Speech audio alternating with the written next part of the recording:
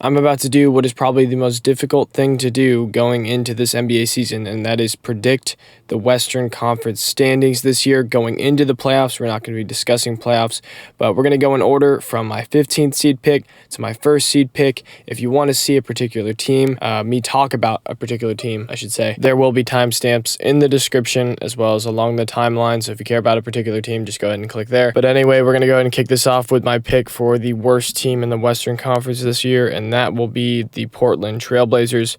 It's a rebuilding season for Portland this year, obviously. I fully anticipate Malcolm Brogdon and Jeremy Grant to be off of this roster come the February trade deadline, and that's just to make space for their new guys to take the lead. Giving the keys to an NBA offense to a rookie is going to make for a rough start to the season and just a rough adjustment period in general. You have so many young players on your team. I think they are the youngest team in basketball right now. And because of that, you just are going to have a lot of turnovers, a lot of mistakes, and that's going to lead to you not winning many basketball games this year. I assume you're going to win roughly in the 20 to 25 range, maybe upper 20s if for some reason your veterans play a little bit more than they probably should. I think there'll be plenty of positives, but this team's going to struggle to win games. Their defense will be towards the bottom of the league, if not the very bottom, and offensively there's going to be a lot of things to figure out, and combine that with good vets that technically need playing time and makes for kind of an awkward rotation. So I would say the Trailblazers are going to be the worst team in the Western Conference this year. My pick for the 14th seed this year is going to be the Utah Jazz. For some reason, I just feel like the Utah Jazz are kind of in a transitionary period right now where they don't have the players they technically need. They don't even really have a true point guard, and you don't need a true point guard in the NBA nowadays, but I'm talking about a guy that brings the ball up the floor every single time. They've been giving the ball to THT to bring the ball up lately, and while he is serviceable, he's been doing a good job, he's not your starting point guard if you want to be a playoff team. As far as roster changes, Jordan Clarkson picked up his player option to stay with the Jazz this season, and they extended a qualifying offer to Johnny Juzang to keep him around, which I think is a good investment. He's a project, but still has potential. And they also signed Jalen Green's victim, Josh Christopher, and known league dominator, Omer Yurtseven. They also traded for John Collins and drafted Keontae George out of Baylor and Bryce Sensabaugh out of Ohio State. I want to focus on John Collins in particular here. He could have a bounce back year with the Jazz this year if he can fix his jump shot. And by fix his jump shot, I mean shoot with some confidence. I hope the new atmosphere is enough to rejuvenate his career and add some life back, because the last year, maybe 2 years with the Hawks have been awkward, to say the least, with all the trade rumors and such. I think the Jazz have a lot of young talent, but not enough to go on that miracle run where they were the 1 seed for a little bit last year. They'll look to tank later on in the season, and this seeding, the 14th, is kind of a reflection of that. The Lauri Markkanen Walker Kessler duo will be entertaining to watch, though. Especially Walker Kessler on the defensive end. But again, they still lack a true starting point guard, and they don't really have a long-term answer for that, or any answer for that, to be honest, right now. So at 13, I got the San Antonio Spurs. Other than picking up the most talked-up prospect since LeBron James this offseason, the Spurs did very little to show signs of anything, really. They re-signed some of their young guys, more specifically Champagnie, Trey Jones, and recently Devin Vassell got a 5-year, $135 million descending contract. I think he's definitely worth that contract, and especially towards the end of that contract, he's going to look like a steal. I know a lot of people see that $135 million and they're like, that's a lot of money, but speaking that, there's 70 other NBA players that are making that kind of money per year. As long as he's an above average NBA starter, I think he exceeds that contract for sure. Another thing of note is the Spurs showed no sign of speeding up the rebuild after hitting the jackpot on lottery night, and nor should they. Something that I did talk about in my video in which the Spurs won the lottery to draft Victor Wembanyama is that when David Robinson and Tim Duncan both became parts of the Spurs organization, both of their additions led to near or at least 30 more wins in the following season when they were rookies. Obviously, that was an entirely different time, but just something to think about. At the 12th seed, I've got the Houston Rockets. Their additions of Dylan Brooks, Fred VanVleet, Reggie Bullock, Jeff Green, and their draft night pickups of Amen Thompson and Cam Whitmore look great on paper, but this team is still far from truly competing. The Rockets also don't own their pick this year, hence why they went all in this offseason, but in doing so, they kind of rushed their rebuild to the point where they look kind of like the Blazers, except the Blazers are going to try to sell their vets, and the Rockets sign theirs to long-term deals. Do I feel great about putting them this low on the list? Not really, but where else am I going to put them? There's a chance this roster formulates some form of regular season success and makes a run at the 10th seed, but is that realistic? Not really, especially with the competition in the Western Conference this year, as we'll discuss later. Now, this is where it gets really shaky because the top 11 in the Western Conference are significantly better than the bottom 4, and you can kind of put any team wherever and you could feel all right about it. I mean, obviously there are some teams that are going to be in the upper echelon and some teams that could vary a lot, but I feel like the teams outside of like the top 5, top 4 really can be anywhere from the 5th seed to the 11th seed. And my example of that I don't feel too great about is the New Orleans Pelicans. I have them at 11. You know, it just feels entirely speculative to put them this low. Having them out of the play-in kind of sucks, but history tells me their best pieces are injury prone, so it's hard not to assume that. I feel like if you had to assume a team that would be riddled with injuries, it would be the Pelicans. And for those of you that remember, a fully healthy Pelicans team was tied for the 1 seed last year. And it wasn't like that was 2 weeks into the season like the Jazz. It was a good month or 2 into the season. As far as players lost and gained, the Pelicans lost Jackson Hayes to the Lakers, Josh Richardson to the Heat, and Garrett Temple to the Raptors. They drafted Jordan Hawkins out of UConn, picked up Lakers legend Matt Ryan, and signed Cody Zeller away from the Heat to play backup for Valanciunas. This is all fine. It's just kind of shuffling lower tier bench players here outside of Josh Richardson. What matters is the health of their big 3. It's what everyone talks about. Zion, Brandon Ingram, and CJ McCollum. We know about Zion, so we don't really have to talk about him very much. But the front office has said that he's been taking his health very seriously this summer. But I'm gonna have to see it to believe it. Brandon Ingram missed a month and a half last year with a toe injury. I know that all too well because he played on my fantasy team. I remember some mild controversy of other Pelicans players being frustrated with the lack of BI's grit to play through an injury like that. So that's something to monitor maybe. CJ, on the other hand, played through the majority of the year, but played a lot of the back half of the season with a couple of mild injuries that added up over time. Trey Murphy is also going to miss like the first few weeks. I've seen anywhere from the first 2 weeks to all the way to December. I have no idea how many weeks he's going to miss, but you're seeing the theme here. The Pelicans have proven, obviously, that if they're healthy, they're a home advantage playoff team, but it's completely up in the air this year, just like it has been in the last 3 years, or pretty much since they drafted Zion.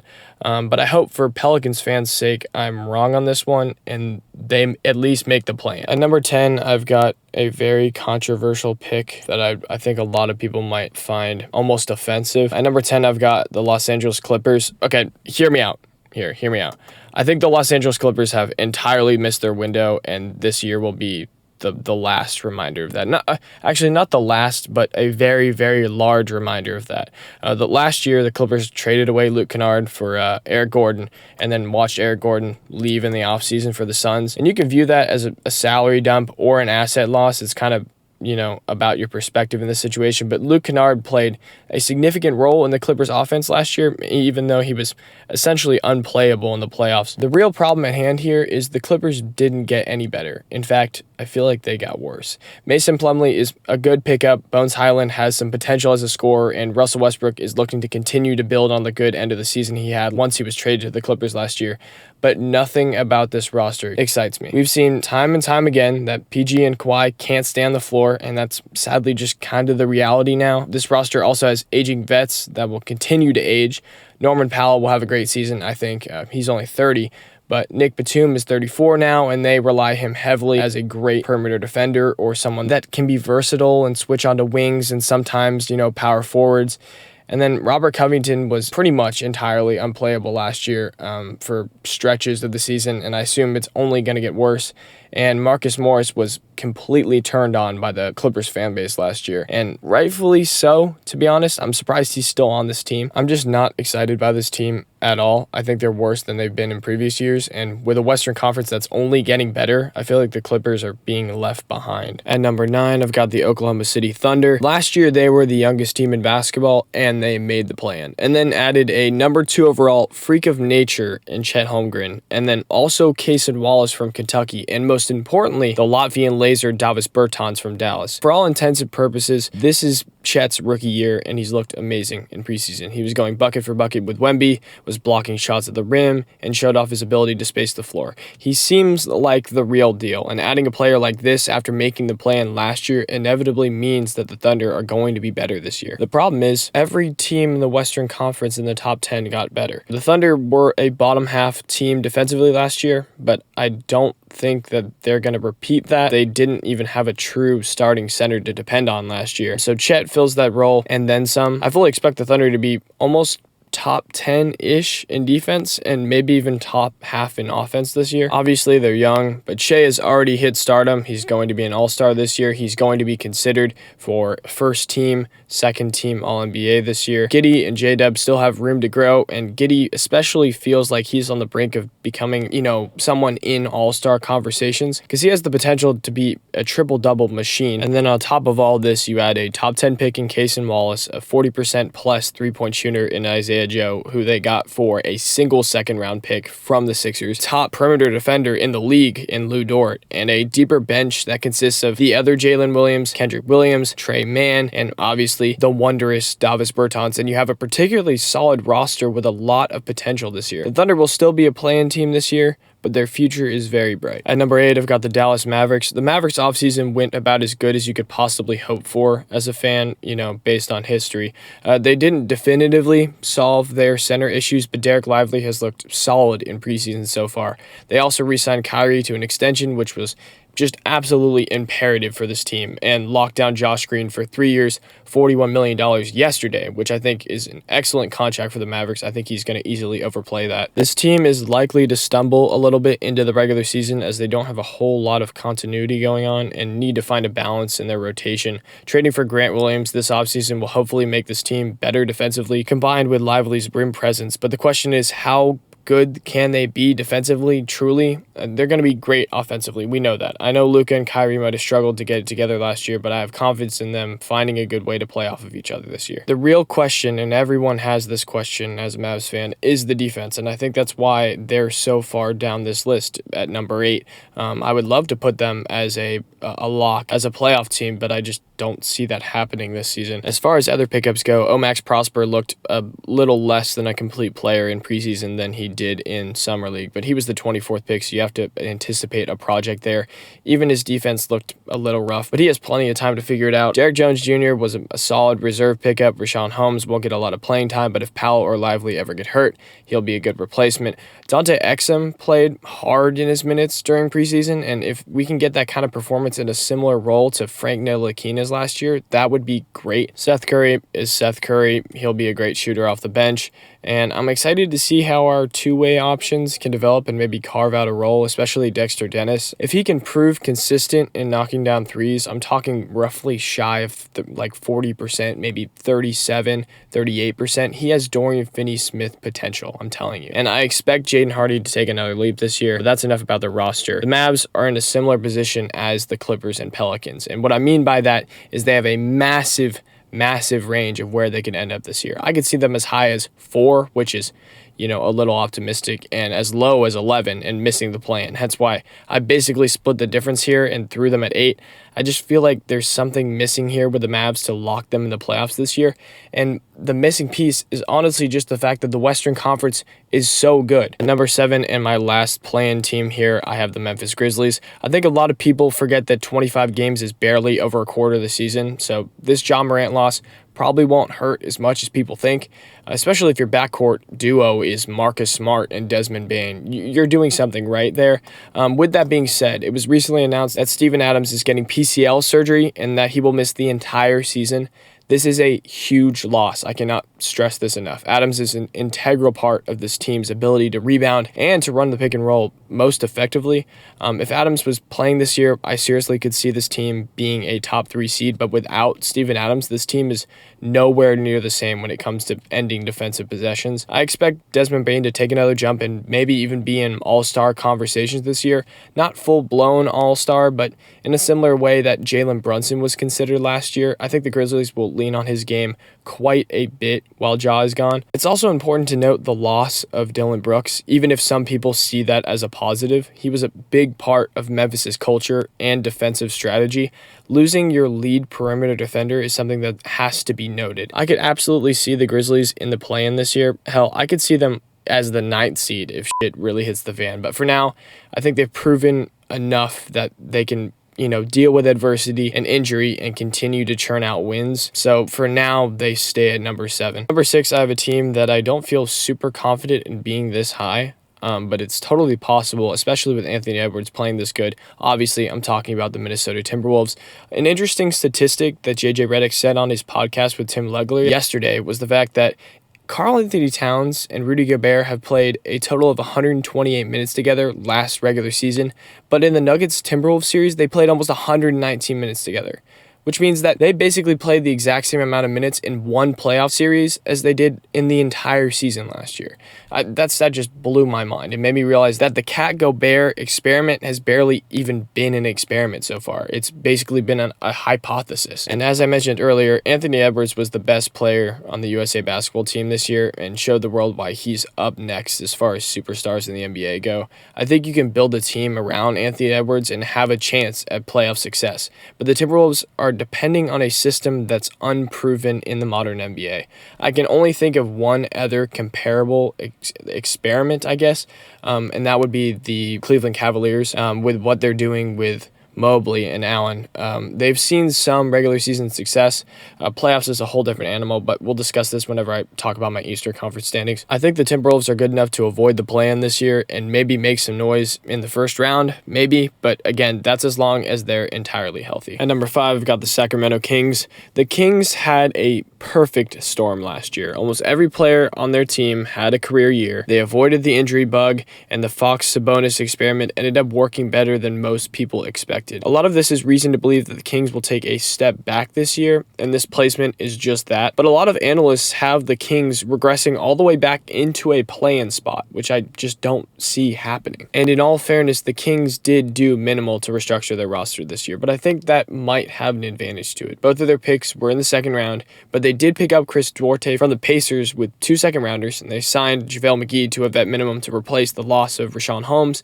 They also went out and got Sasha Vezenkov, hopefully that's how you pronounce it, the EuroLeague MVP of last year, who averaged 18 points and 7 rebounds. I fully anticipate him being a solid bench option for the Kings this year, and hopefully some of that scoring ability will transfer to the NBA. The key for the Kings this year to continue to be a playoff lock, though, is a jump from Keegan Murray this year. And to be fair, this preseason, he looked like he'd been in the gym all offseason. In roughly 24 minutes, he averaged 15 points, 5 rebounds, and an assist. Now, these numbers are similar to his last year's preseason numbers, so it's nothing to freak out about, but it's definitely something to watch. Plus, Kings fans have been saying that the manner in which he scored his points this preseason was different than last year. It was a lot more of on-ball presence, putting the ball on the floor, getting to his shot, as compared to his more catch-and-shoot style of play last year. Again, it's all preseason. He's playing against backups. Just something to mention. In my opinion, I think the Kings are a team built to churn out wins in the regular season. It'll be interesting to see if the reigning clutchest player of the year winner, De'Aaron Fox, can continue his streak of clutch bucket getting.